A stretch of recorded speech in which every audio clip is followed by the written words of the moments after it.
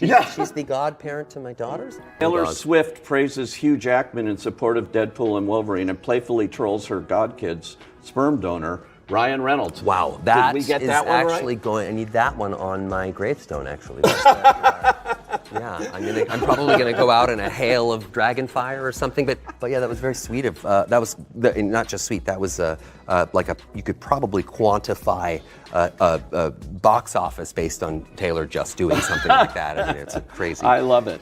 Ryan Reynolds recently shared his thoughts about Taylor Swift's role as the godmother to his and Blake Lively's children. This comes after the global pop superstar publicly revealed her godmother status. In a clarification, the Deadpool star explained which of their 4 children, daughters James, Inez, and Betty, and son Olin, born in 2023, Taylor is the godparent to. Ryan addressed the matter during an interview with Deadline, published on November 13th. During the conversation, Ryan expressed his gratitude for Taylor's recognition of her special connection to their family. He referenced her heartfelt acknowledgement on social media back in July, where Taylor openly celebrated her role as godmother. In her Instagram story at the time, Taylor shared her excitement while encouraging fans to support Ryan's upcoming Deadpool and Wolverine film. She posted a photo featuring herself alongside Ryan, Blake, Hugh Jackman, and the movie's director, Sean Levy, who happens to be Olin's godfather. Taylor praised the film, calling it the best work of Ryan's life, and described it as an actual joy portal, a wild escape from reality, and an sandwich. She closed her message with a playful nod to Ryan's Marvel character, Wade Wilson. Shout out to Wade Wilson, aka my good kid sperm donor, the singer humorously added, blending her affection and wit. How long will you play Captain Marvel for? I don't know. Does anyone want me to do it again? Don't be so modest. I don't know. I really don't know. I don't have the answer to that. Is there any competition between the different sects, the different groups? There's no competition for me because I'm the strongest. Which is your favorite MCU dynamic duo? I'm gonna go Carol and Fury. Yeah, me too. Because I'm actually the strongest. So here's what we're gonna do. We're gonna blow this bitch up. How did I live this long? That's a terrible idea. Yeah, well, when a bad idea is the only idea, it becomes a great idea. The production of Deadpool 3 has escalated into a dramatic showdown, with Ryan Reynolds taking a firm stand against Disney's plans. At the center of the controversy lies Brie Larson's proposed cameo as Captain Marvel. Disney aimed to spotlight Larson's character as part of a broader strategy to secure the MCU's future, but Reynolds fiercely opposed the idea, criticizing the forced dialogue and relentless marketing tactics tied to the MCU. After months of intense negotiations and back-and-forth arguments, Reynolds ultimately decided to remove Larson's cameo from the film, effectively derailing Disney's ambitious plans. This decision is more than just a minor casting change. It represents a significant power struggle over the creative direction of Deadpool and, arguably, the future of Marvel itself. Reynolds' decision raises a provocative question.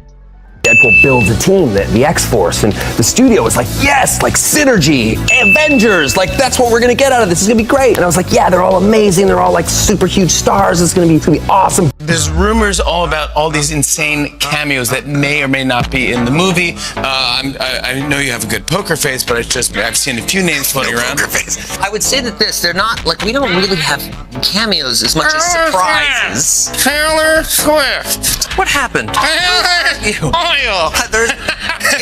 I wish she made good Deadpool. funny. Are there cameos? There are surprises. I would say that the folks that do show up in the movie that somehow, I have no idea how we've managed to keep it secret, given the internet and all this stuff, because somehow it hasn't come out. I would say that they're more surprises because they have beginnings, middles, and ends. They're not like, it's not just like hey, there's the person and we move on. It's they're there for a reason. Could this move be the boldest act of defiance against Disney's tight control over Marvel? Has he finally disrupted the MCU's meticulously crafted vision in order to protect Deadpool's unique identity? Reports indicate that Reynolds viewed Larson's appearance as more of a marketing stunt than a genuine narrative element. Disney intended her cameo to subtly, or not so subtly, promote future MCU projects, such as Fantastic Four. For Disney, the inclusion of Captain Marvel was a strategic move, designed to further integrate her character into the MCU's overarching storyline. However, to Reynolds, it felt like an unnecessary distraction, a cheesy addition that clashed with Deadpool's irreverent tone and standalone nature. Sources reveal that Larson's dialogue was filled with what Reynolds saw as scripted advertisements for the MCU, with lines that conflicted with Deadpool's signature chaos and humor. Reynolds, as both the star and a steward of the character, recognized the importance of preserving what makes Deadpool special: unpredictability, humor, and a refusal to adhere to traditional superhero norms. Having Captain Marvel appear as an MCU spokesperson, delivering overtly promotional lines, threatened to dilute the very essence of Deadpool that fans adore. Reynolds' actions reflect a broader concern: the struggle to maintain Deadpool's distinct identity amid the MCU's polished and formulaic branding. The Deadpool franchise thrives on its anything-goes attitude, a stark contrast to Disney's highly coordinated Phase 5 roadmap. Allowing Deadpool to conform to these guidelines risked undermining its originality and appeal. Insiders suggest that Reynolds fought tirelessly not only for the integrity of the character, but also against what he perceives as Marvel's assembly line approach to filmmaking. Forcing an MCU cameo, particularly one involving Captain Marvel, a character that has elicited polarizing reactions among fans, would have felt like a cheap marketing gimmick in a film that thrives on authenticity and surprise. Insiders speculate that Reynolds' pushback is not merely about creative freedom for Deadpool 3 but also about sending a clear message. The Deadpool franchise must remain independent, free from the constraints of Disney's overarching plans for the MCU. Larson is out because Reynolds is tired of Disney using Deadpool's success as a vehicle for MCU synergy. He wants the character to remain raw, untamed, and unfiltered, not a puppet in Disney's ongoing quest to expand its empire. In Reynolds' eyes, Larson's cameo was one too many, and he wasn't about to let the film devolve into another MCU phase preview. The lengths he went to remove her weren't just a fight over casting. They were a statement. Reynolds doesn't want Deadpool to become just another notch in Disney's belt. He's aware of the fan backlash against oversaturation and forced storylines, and he's standing his ground.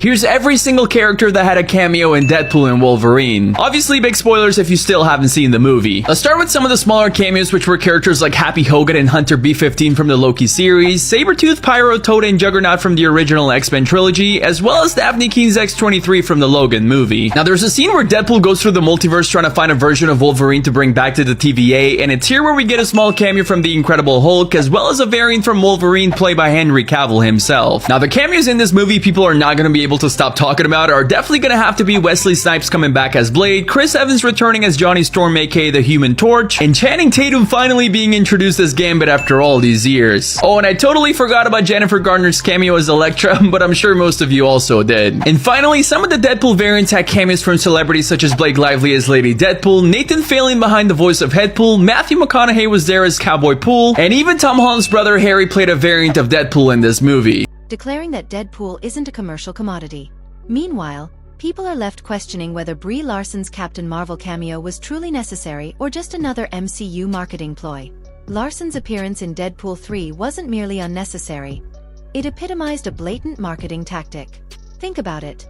Deadpool, a character celebrated for breaking the fourth wall and roasting everything in his path, would have been stuck with a 10-minute cameo engineered not to enhance storytelling but to promote Marvel's future projects. Disney intended to use Captain Marvel's presence as a bridge to advertise the Fantastic Four and other upcoming ventures, banking on audiences taking the bait.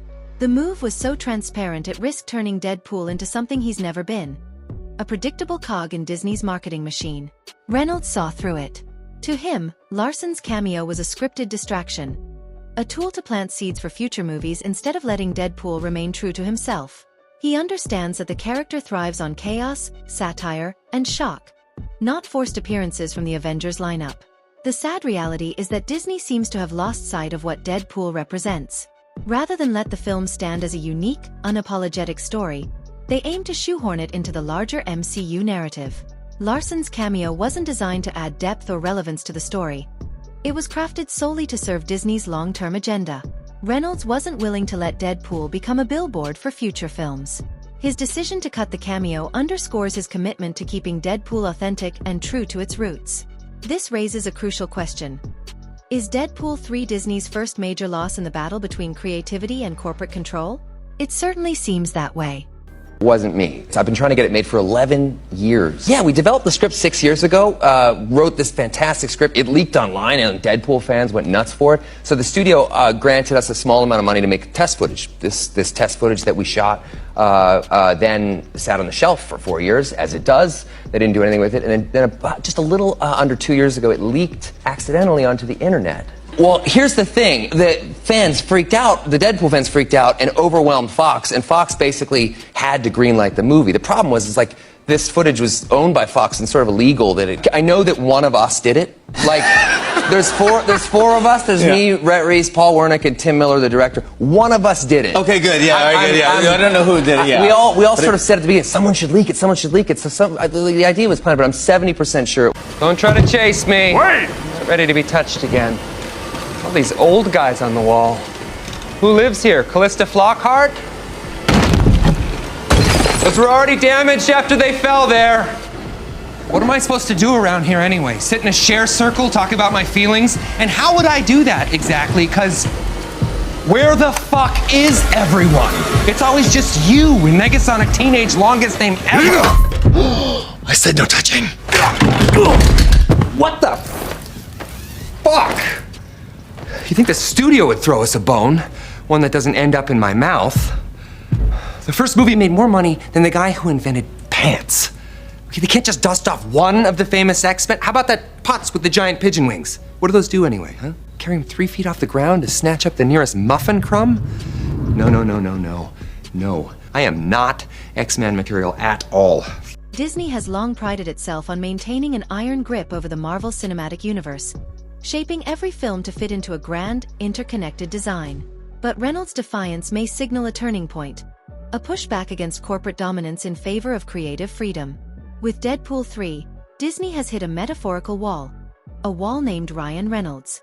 By cutting Brie Larson's cameo and refusing to allow Deadpool 3 to serve as just another MCU marketing ploy, Reynolds has effectively handed Disney its first high-profile defeat in the ongoing battle between corporate mandates and genuine artistic vision.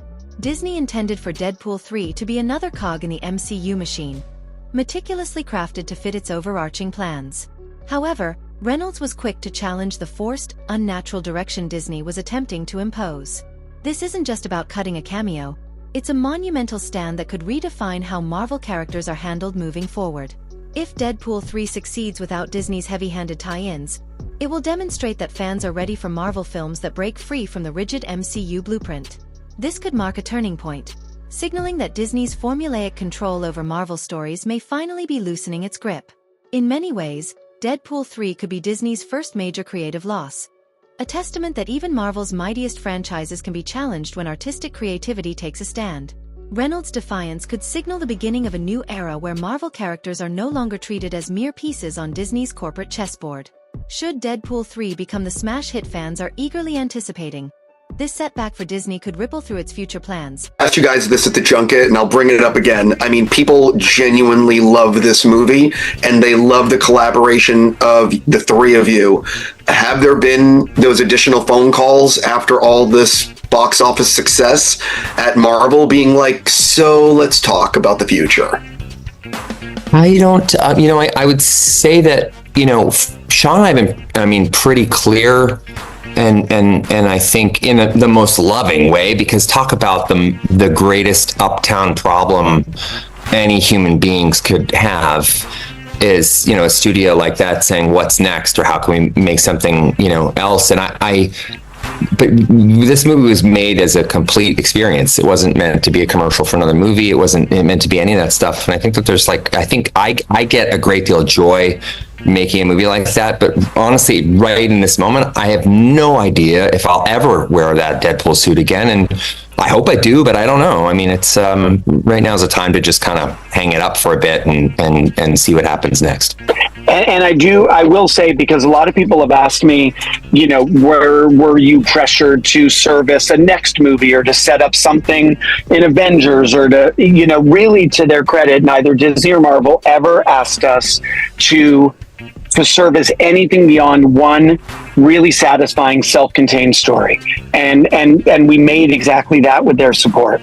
So as far as the future, time will tell. So, what exactly is causing the clash between Deadpool 3's creative vision and Disney's push for a larger MCU storyline? The crux of the conflict lies in the movie's intent to be raw, boundary-pushing, and distinct, qualities that starkly contrast with Disney's more sanitized MCU offerings. Deadpool 3 was envisioned as the grand finale of the Deadpool trilogy, a chaotic, irreverent joyride that caps off the character's journey while satirizing Hollywood conventions. Disney, however, has been trying to force Deadpool into its broader vision, essentially Marvelizing him. Their plans included stuffing the film with multiverse references, Fantastic Four teasers, and as many MCU tie-ins as possible. But Reynolds firmly resisted, unwilling to let Deadpool's wild final chapter feel like another entry in Disney's extended Marvel marketing machine. From his perspective, Disney's additions would strip the film of its distinct identity, turning it into a watered-down product devoid of its signature edge. Another addition to the Marvel Cinematic Universe, MCU, Deadpool 3 finds itself at the heart of a significant creative debate. Disney views Deadpool as a gateway character, a means to attract even more fans into the MCU's ever-expanding universe. However, Ryan Reynolds, who plays Deadpool, has a different vision. He wants the character to exit on his own terms, preserving Deadpool's singular, anarchic, and standalone nature, untouched by the intricate politics of the MCU. This creative tug-of-war over Deadpool's final film represents more than a disagreement about a few scenes or storylines. You won Best Actress. Have you ever thought of aiming higher and trying to win Best Actor? Yeah. Good question. It is good. It's thought-provoking. Your superhero character is called Captain Marvel. Yes. Well, they really have stopped trying, haven't they? I mean, why don't they just call it Captain Comic Book or Captain We Can't Think of Anything Else? Have you made your way into the Avengers WhatsApp group yet? Have you hit those heights? There's an Avengers WhatsApp group? Oh my god. So, I'm gonna ask. Lindsay, we gotta end this. We gotta end this. I'm too upset. I'm gonna ask my next question. Okay. It's a larger conflict about whether Deadpool will retain his identity or become another cog in the MCU machine. It raises questions about whether the character can remain true to himself or if he'll be forced to metaphorically wear Mickey Mouse ears on his way out. The stakes for Deadpool 3 couldn't be higher, with one decision standing out as pivotal: Ryan Reynolds' choice to cut Brie Larson's cameo from the film. This decision proved to be a gamble, but one that paid off handsomely.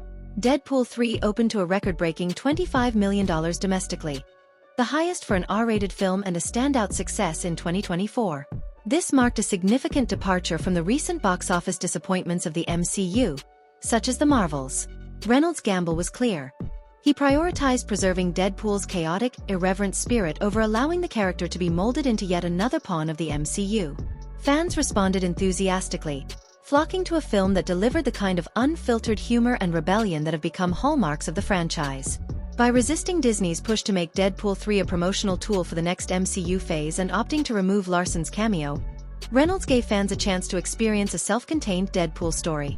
Free from the burden of marketing agendas, the film resonated deeply with audiences weary of the increasingly formulaic MCU approach. Critics have even suggested that Deadpool 3 could serve as the revitalizing jolt Marvel needs. With its self-contained narrative that both mocks and reinvigorates the MCU, the film sidesteps the franchise's convoluted continuity while staying true to Deadpool's essence. Instead of relying on predictable MCU heroes, Reynolds packed the film with unexpected cameos designed to surprise and entertain, keeping it aligned with Deadpool's signature chaos and wit. This bold departure from MCU conformity seems to have struck a chord. The film's strong storyline and unrelenting commitment to authenticity have brought fans back for repeat viewings, proving that a break from the MCU blueprint might be exactly what the franchise needs. Deadpool 3 has thrived by embracing its anti-MCU edge, raising questions about how much creative control Disney is willing to relinquish to sustain this kind of success. Far from flopping, Deadpool 3 has flourished. I hope it doesn't sound condescending. I'm really proud of them for doing this. I think it's a huge step for them. I mean, it adds a whole other color to this kaleidoscopic wheel that is that company and the different people that they have been entertaining forever. So I was surprised though that they let us, go as, you know, hard R, but very grateful. I mean, there's no other way to do it. I mean, you know, for this character and this world, and particularly, you know, Logan being an R-rated film as well, I felt like that was the most kind of full-throated version of Wolverine or Logan that we've ever seen as well. So it really allowed us a lot of freedom, not exploiting the R rating just to do R-rated stuff, but it really allowing us to kind of do anything and everything in a world where anything and everything is possible. Wade, is that you? Yeah, it's me, Deadpool, and I got an offer that you can't refuse. I'm gonna wait out here, okay? It's a big house. It's funny that I only ever see two of you. It's almost like the studio couldn't afford another X-Man. Proving that Ryan Reynolds' uncompromising approach not only preserved Deadpool's unique identity but also delivered a much-needed wake-up call to Marvel. Is Ryan Reynolds attempting to steer Marvel in a new direction, away from Disney's creative control? His fierce stand against Disney's dominance over Marvel storytelling speaks volumes. By pushing back so decisively, Reynolds isn't merely defending Deadpool. He's challenging the overarching influence Disney exerts over Marvel's creative future. Reynolds appears resolute in proving that Marvel doesn't need to adhere to the same formula for every film. He demonstrates that even within the MCU, characters can maintain their individuality. By doing this, he implicitly critiques Disney's inclination to play it safe, relying on predictability rather than embracing true creativity. Some might argue that he is paving the way for Marvel's evolution. If Deadpool 3 succeeds without Disney's heavy-handed MCU branding, it could serve as evidence that audiences are eager for unique, standalone stories. Reynolds seems intent on sending a clear message. I'm just curious, who's your favorite female superhero? Wonder Woman. Yo, let me tell you guys about two crazy cameo scenes that got deleted from Deadpool that probably would have been insane if we seen it. But would it have ruined the movie? You guys let me know. So, firstly, I'm no expert in this. This is all rumored, I believe. I've just watched a couple of videos, a couple of tweets and all that. I wanted to come on here and bring it to light, right? So, apparently, we were supposed to get a scene with Captain Marvel, Brie Larson, and also Tatiana Maslany as She-Hulk, right? Now, the problem with these two scenes was it was typical Marvel slop BS. Typical Marvel BS. They were supposed to come in, whoop Deadpool and Wolverine's ass and say a little joke. You shut up! I'm so fucking scared right now, you shut up! Is there something else? Like, why do people not like Captain Marvel? So sick of this. It has nothing to do with misogyny. The question was in bad faith, but let's answer it anyway. It's not misogyny because it had nothing to do with her being a woman. We love Black Widow, we love Scarlet Witch, we love Gamora, we love Nebula. We thought the first Wonder Woman was an amazing movie. Jessica Jones is phenomenal. The thing that makes those movies great, whether the superhero in them is male or female, is that they go through an arc. One that Captain Marvel just didn't go through. At some point in the movie, their external struggle becomes so great that they start to have an internal struggle.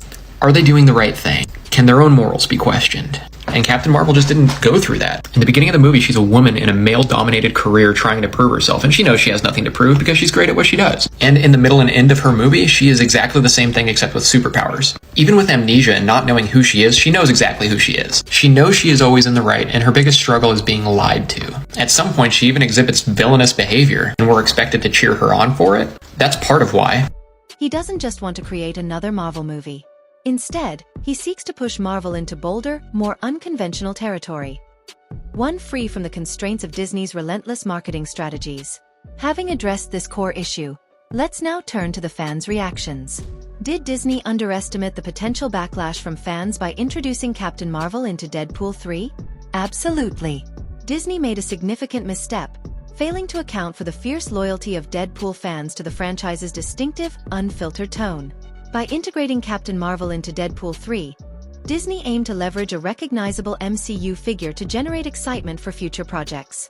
However, this decision risked alienating Deadpool fans, who value the character's independence from Marvel's standard formula.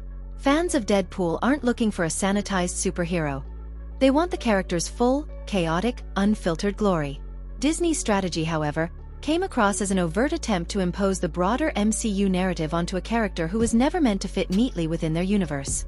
This move not only diluted the essence of Deadpool but also provoked backlash from fans who viewed it as an attempt to Disneyfy a franchise that thrives on its irreverence and unpredictability. Share your thoughts in the comments below. And as always, thank you for watching. Stay tuned to We Are Trending, and we'll see you in our upcoming videos.